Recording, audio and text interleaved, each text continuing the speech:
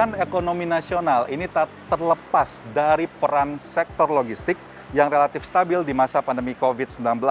Hal ini dikarenakan aktivitas belanja masyarakat di tengah pandemi COVID-19 yang terus meningkat sehingga menyebabkan kinerja dari angkutan barang juga ikut meningkat. Nah, untuk lebih lengkapnya, saat ini kami sedang bersama dengan salah satu startup logistik, perusahaan startup logistik nasional yakni Antar Aja. Dan sudah bergabung bersama kami CNBC Indonesia, Bapak Jimmy Krismiardi selaku Vice President Operation Antar Aja. Apa kabar Bapak? Baik, Alhamdulillah. Apa kabar Bro Tito? Baik Pak, thank you atas waktunya. Kita langsung aja nih Pak, selama pandemi COVID-19 ini kita ketahui bahwa sektor logistik ini masuk dalam salah satu sektor esensial. Seperti apa kinerjanya selama hampir 2 tahun di masa pandemi ini? Apakah meningkat atau justru masih relatif stabil seperti itu Pak? Ya, kami sebagai perusahaan yang bergerak di industri logistik, utamanya ekspres logistik, pandemi ini kami lihat ada 2 hal ya. Satu adalah secara bisnis, karena kami adalah bagian daripada ekosistem e-commerce, di mana kita tahu sama-sama e-commerce itu tumbuhnya cukup signifikan selama pandemi ini. Jadi kami juga ikut bertumbuh ya, beriringan dengan itu. Itu dari sisi bisnis, pasti kami bertumbuh dengan signifikan gitu. Tapi yang kedua yang kami lihat adalah bahwa secara operasional ya, karena pandemi ini membuat pergerakan ya manusia itu juga terbatas, apalagi pemerintah beberapa kali juga mengeluarkan kebijakan ya, peraturan mengenai pembatasan ya, ada PSBB, kemudian PPKM, juga secara operasional terganggu gitu. Jadi secara bisnis kita tumbuh, secara operasional kita agak terganggu. Makanya kita ada langkah-langkah yang mesti kita lakukan untuk mengantisipasi itu. Terkait dengan data transaksi e-commerce saat ini terus meningkat setiap tahunnya, pengguna atau penetrasi masyarakat yang menggunakan internet bahkan berbelanja secara online ini terus meningkat. Apa strategi dari Antar Aja dalam melihat kesempatan ini Pak? Ya, strategi kami pastinya adalah pertama, kami mesti memastikan quality of service kami terus menjadi yang terbaik ya di industri kita. Artinya kita juga melakukan banyak improvement di internal ya, dari si proses tools, facility yang terus kami kembangkan untuk membuat quality of service kami terus tumbuh.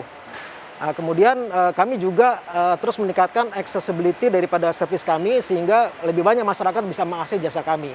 Melalui apa? Melalui aplikasi yang kita juga dorong ke masyarakat supaya lebih banyak menginstall sehingga mereka bisa menggunakan jasa kami. Juga dengan menambah point of service ya. Jadi kami banyak bikin titik ya, transaksi atau cabang gitu ya di seluruh Indonesia sehingga banyak masyarakat yang bisa mengakses jasa kami. Kemudian yang paling penting juga adalah kita juga melakukan banyak inovasi dengan merilis produk-produk baru. Sehingga selama ini mungkin kebutuhan masyarakat yang belum bisa terlayani, bisa kita layani dengan produk baru. Ini kan kita sedang berada di salah satu hub dari Antar Aja. Ini lokasinya di mana Pak? Dan Antar Aja punya berapa hub sih Pak sebenarnya? Ya, saat ini kita ada di Halim ya, di Intirup ya. Ini adalah salah satu hub terbesar kita di Indonesia. Jadi kita ini punya cukup banyak hub ya di seluruh Indonesia. Yang paling besar ini kita juga ada beberapa titik di Jakarta yang cukup besar juga gitu ya. Dan kalau bicara sekarang jumlahnya berapa, ini bertumbuh terus gitu. Ya, jadi kalau bisa dibilang kita ini sekarang masih terus ada program untuk menambah hub-hub kita gitu. Sebenarnya kalau misalnya dari hub sendiri ada ekspansi lagi sampai kemana gitu Pak rencananya? Iya, di Jakarta pasti akan kita tambah ya, karena di Jakarta kita baru punya 6. Pasti kita akan tambah karena in term of size ya maupun juga titik ya, karena memang kalau kita lihat sekarang ya tadi pertumbuhan e-commerce itu membuat kita harus mengantisipasi dengan penambahan kapasitas. Di Jakarta juga akan kita tambah, kemudian juga pastinya di kota-kota besar ya di seluruh Indonesia in term of size maupun juga jumlah gitu ya. Itu juga kita tambah. Enggak cuma hub, juga staging ya. Oke, staging juga akan ditambah terus-menerus seperti itu Pak ya. Pak, kita kan sebenarnya ini kalau kita kenal dengan Hari Belanja Online Nasional, ini kan dulunya setiap tahun diadakan 12-12. Namun sekarang trennya oleh perusahaan e-commerce ini setiap bulan, setiap tanggal 11, 22 hingga puncaknya 12-12. Kemarin kita baru melewati 11-11 ini Pak. Ini seperti apa Pak traffic ke Antar Aja gitu selama Harbolnas, terutama kemarin di 11-11, atau biasanya seperti apa kalau setelah Harbolnas itu Pak? Iya, kalau di 11-11 ya baru beberapa hari yang lalu kita lewati, kalau bicara load kita mencapai 3 kali lipat ya dibanding periode normal kita gitu. Jadi memang betul tahun ini kita udah mulai mengalami periode Harbolnas ya setiap bulan ya, mulai dari 22 ya sampai ke 11-11. Nah, kalau bicara apa strateginya misalkan ya, pertanyaannya gitu adalah ya kita harus pastikan semua kapasitas kita cukup untuk melayani amanah customer kepada kita gitu.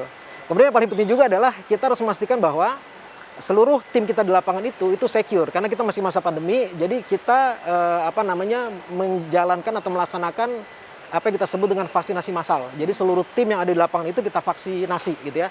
Sehingga memberikan keamanan buat mereka ketika mereka beraktivitas, juga memberikan rasa aman kepada masyarakat ketika menggunakan jasa kami. Ya, jadi selain meningkatkan kapasitas, kita juga memastikan bahwa teman-teman di lapangan itu terproteksi ya dari potensi kena COVID-19. Kita juga tetap harus mendukung program pemerintah Pak ya, setidaknya vaksinasi bagi setiap karyawan gitu, apalagi yang langsung berhubungan dengan masyarakat seperti itu Pak ya. Seperti apa nih Pak strategi khusus yang biasa dilakukan selama Harbolnas? Karena kita ketahui bahwa memang meningkat ini dari jumlah trafficnya atau seperti apa. Ada nggak sih tantangan-tantangan selama Harbolnas itu? Iya, tantangannya adalah yang paling tinggi kita rasakan adalah mengenai berapa sih load yang akan kita handle gitu ya. Jadi ya kita punya proyeksi ya, tapi actualnya itu kita nggak tahu gitu ya. Jadi yang challenge yang paling besar buat kita adalah mematchingkan antara kita punya capacity ya dengan load yang akan kita handle. Ya. Strategi kita tentunya adalah kita pastikan bahwa selain tadi capacity kita sesuaikan dengan projection, ketika terjadi gap gitu ya, actualnya itu tidak sesuai dengan projection, maka kita harus cukup agile ya untuk melakukan adjustment. Nah itu kita punya strategi-strategi khusus di belakang yang kita lakukan untuk mengantisipasi itu. Gitu. Selain kita pasti mengutilisasi kita punya tools ya, jadi kita memang perusahaan yang memanfaatkan teknologi untuk membuat proses kita menjadi lebih lean gitu ya. Sehingga dengan adanya misalkan ya, dengan adanya load yang datang di luar antisipasi kita, di luar yang kita proyeksikan, maka kita lebih mudah untuk mengantisipasi dengan mengutilisasi teknologi ya. Oke, baik. Sebelumnya kan Bapak bilang kalau misalnya traffic dari Harbolnas ini meningkat 2 kali lipat seperti itu. Kalau dari 3 kali lipat. Yang kita rasakan ya. Oke, baik. Apakah itu memang ini kan masih pandemi? Dibandingkan 2020 ini dari segi data secara volume Pak, lebih meningkat terus atau memang seperti apa Pak? Karena kita ketahui bahwa dari 2019-2020 itu meningkat secara volume juga kan dari sisi angkutan barang logistik selama Harbolnas ini gitu. Iya, jadi kalau dibanding tahun lalu ya meningkat juga gitu ya. Jadi yang kami rasakan ya dibanding tahun lalu itu meningkat juga gitu. Ya bisa lebih dari 3 kali kalau dibanding tahun lalu. Ya Pak, kita ketahui bahwa di Indonesia ini ada Hari Belanja Online Nasional. Biasanya ini kan memang puncaknya atau hanya setahun sekali di 12-12. Namun sekarang trennya ini perusahaan e-commerce ini mulai melakukan Harbolnas setiap bulannya di tanggal cantik 11, 22 hingga puncaknya di 12-12. Untuk antar aja seperti apa Pak tren traffic selama Harbolnas berlangsung dan kita ini baru menyelesaikan Harbolnas 11-11 seperti itu. Ya sebetulnya iya ya setuju sekali kita ya. Jadi memang sekarang sudah masuk ke new normal ya. Jadi transaksi online itu menjadi media masyarakat untuk bisa melakukan transaksi ya di e-commerce. Nah, kalau menurut kami itu akan menjadi proses yang berkelanjutan gitu ya. Jadi dengan melakukan transaksi online itu maka effort yang dilakukan masyarakat akan lebih minimal gitu ya. Sedangkan kita ya sebagai tadi bagian daripada ekosistem e-commerce juga memiliki peran yang besar gitu ya.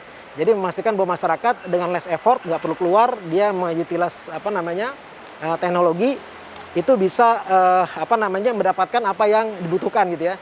Nah kita menjadi supporting partinya gitu. Jadi itu memang akan terjadi seperti itu. Kita ketahui bahwa e-commerce ini merupakan salah satu penyokong dari sektor logistik nasional. Nah kalau proyeksi ke depannya seperti apa nih Pak? Melihat penetrasi masyarakat yang berbelanja secara online ini terus meningkat. Ya ke depannya pastinya ya dengan makin mudahnya mengakses internet gitu ya. Dengan teknologi yang lebih advance sekarang udah mau 4G ya, udah mau 5G ya. Jadi pastinya pola masyarakat dalam berbelanja itu pasti akan berubah ya. Sekarang itu akan berkelanjutan seperti yang saya sebutkan tadi. Makanya ya mestinya semua pihak harus siap-siap untuk memasuki periode ini ya. Teknologi jadi satu hal yang sangat penting gitu ya. Dan masyarakat sekarang udah banyak teredukasi untuk melakukan transaksi secara online gitu ya. Dalam rentang usia yang juga panjang gitu ya, dari anak-anak sampai yang sudah usia lanjut juga sekarang melakukan transaksi melalui online. Ya jadi itu satu hal yang memang akan menjadi kalau menurut saya, menurut kami itu akan menjadi future di Indonesia ya secara umum. Oke, baik. Pak Jimmy, thank you banget telah bergabung bersama kami di CNBC Indonesia. Dan semoga sehat selalu dan bisnisnya terus sukses di masa pandemi dan di pemulihan ekonomi nasional ke depannya. Thank you Pak Jimmy. Demikian wawancara eksklusif kami dengan Jimmy Krismiardi selaku Vice President Operation dari Antar Aja.